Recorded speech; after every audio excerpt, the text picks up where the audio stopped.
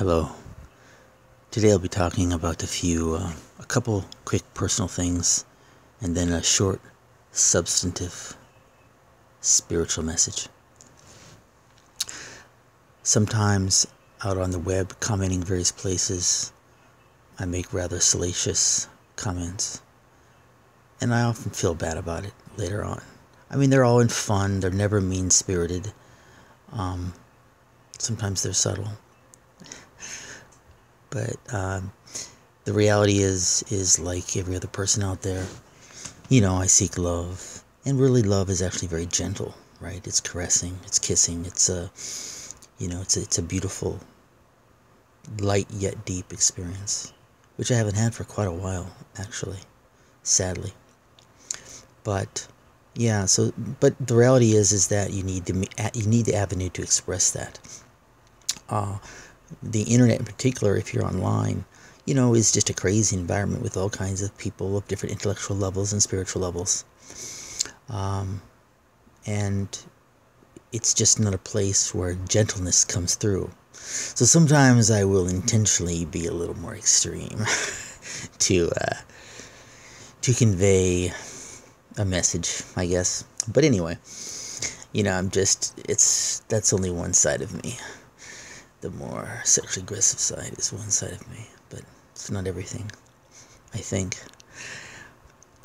Also, let's see. For some reason, I just want to speak on this. Indians. I've had a very interesting relationship with Indians throughout my life. I have some kind of natural connection.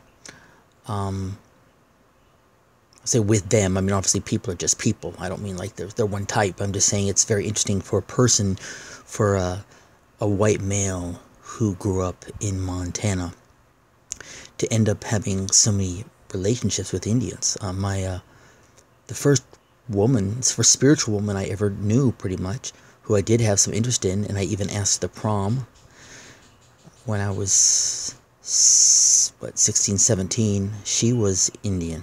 Very smart gal. Kind of had a little crush on her. And I even did an oil painting of her. My first oil painting of a woman I did when I was like 16 or 17. I then, when I was 18, I did a nude painting of my first serious girlfriend. I was 17 or 18, yeah. A nude painting of my first kind of serious girlfriend. She was Native American.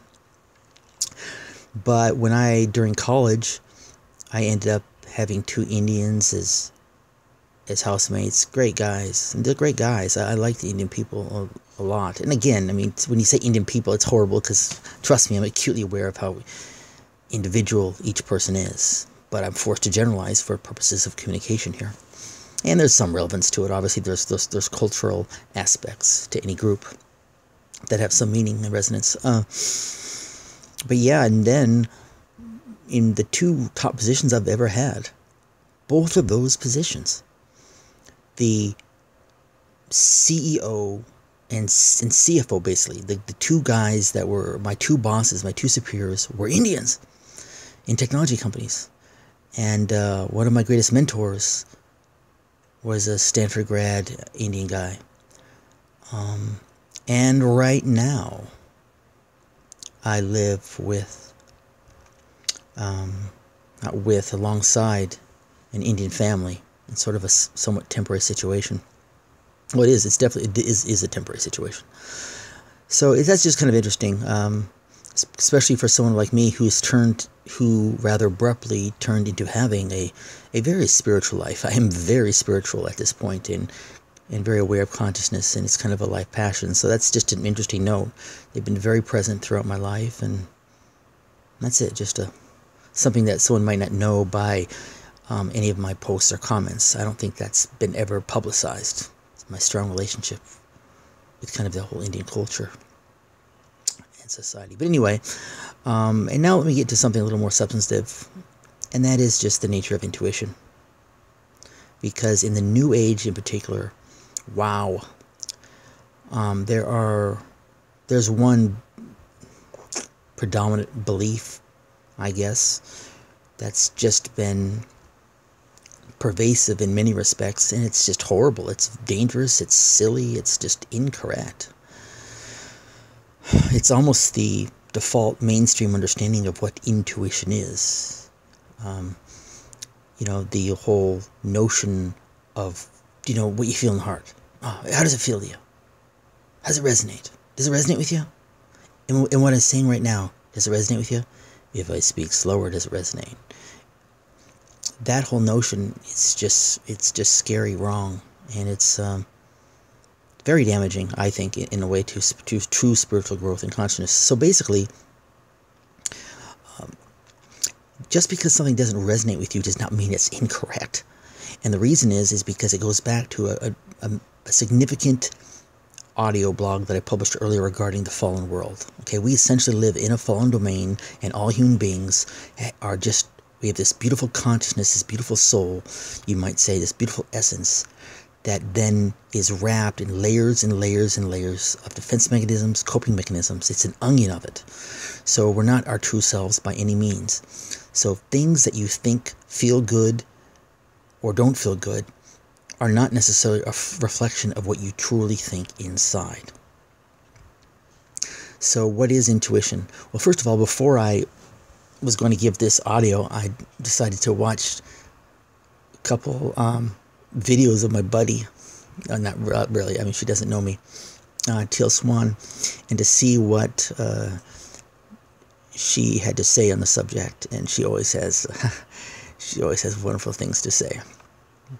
So you might want to watch those.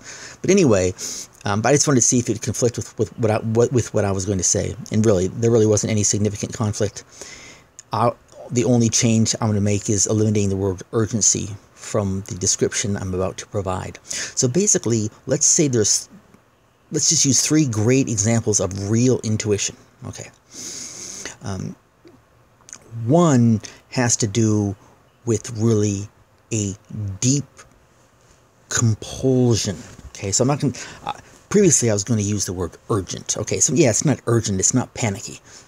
Because that's what Teal spoke of, is that when it comes from the ego, it more has a shrill urgency and a fear almost underlying it.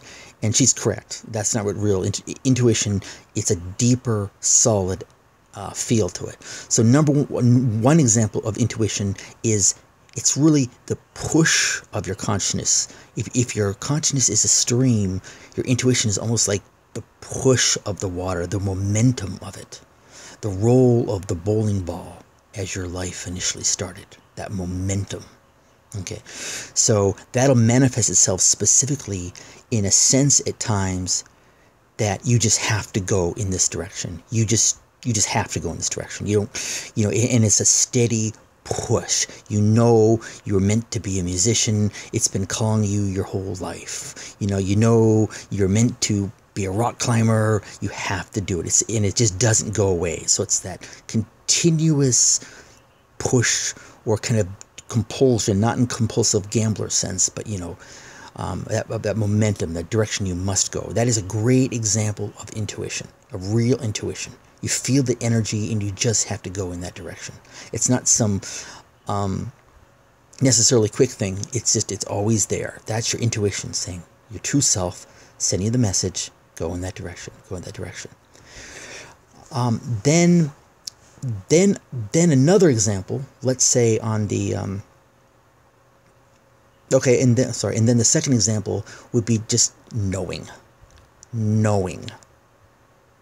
Okay, notice again, we're not even hardly talking about feeling. It's just knowing. It's when there's just something you know. And notice it's very related. You could just know you have to go in this direction. You have to pursue this hobby. But it's a really strong knowing. Remember, the subject here is intuition. In the New Age, they often talk about, how does it feel? How does it feel? What does your heart say? But no, we're talking about a deep compulsion. We're talking about a knowing, a steady, calm knowing. This is just the way it's got to be. That's intuition. And now let's give a third example. A third example of intuition. Let's go on the other side. Let's talk about the negative. Now, this is where it gets more interesting, is because seemingly in much of the New Age community, when a person hears something they don't like, they think it's wrong. Right? How does it feel? No, it doesn't feel right. Well, the reason it doesn't feel right is because you have the emotional injury there and you need to work on it. So generally speaking, when something doesn't feel right, like intellectually or just some concept or just an everyday thing, normally what that means is you have an injury. Why doesn't it feel right? Why can you not accommodate this information, this event, in an elegant fashion? Why do you have such a knee-jerk response to it? So when something truly doesn't feel right, typically that's a sign of your problem you need to work on.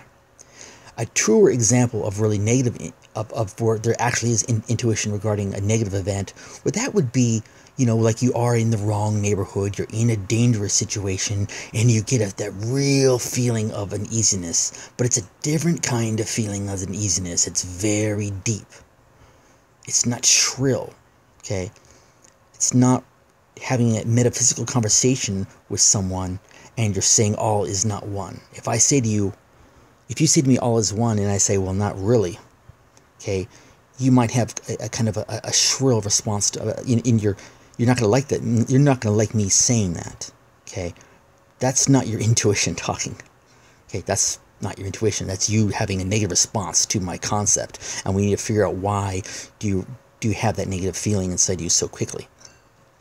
But a better example of a warning type intuition would be you're in a bad neighborhood, or you just get this really weird, deep, eerie feeling and you don't know where it comes from. I mean, you just don't know where it comes from.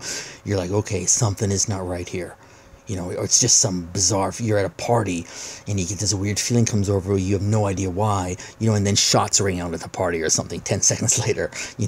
That's where your intuition is giving you a warning of something about to happen. But it's not just simply a negative response. So I may keep this audio. I'm not sure. I'm not that impressed with what I've said. Hasn't been organized, been talking a little fast. But I just wanted to let you know that understanding what real intuition does matter, and a lot of New Agers should get rid of this concept that if you have a negative response to it, it's not right. No, if it's a negative response to it, you should focus on it. It's so literally, many people have it totally wrong. It's a sign that you need to do shadow work. When you have a bad response, it means things need to be done within you so you no longer respond in that way. Thank you for listening. Have a great day. Love you. Bye.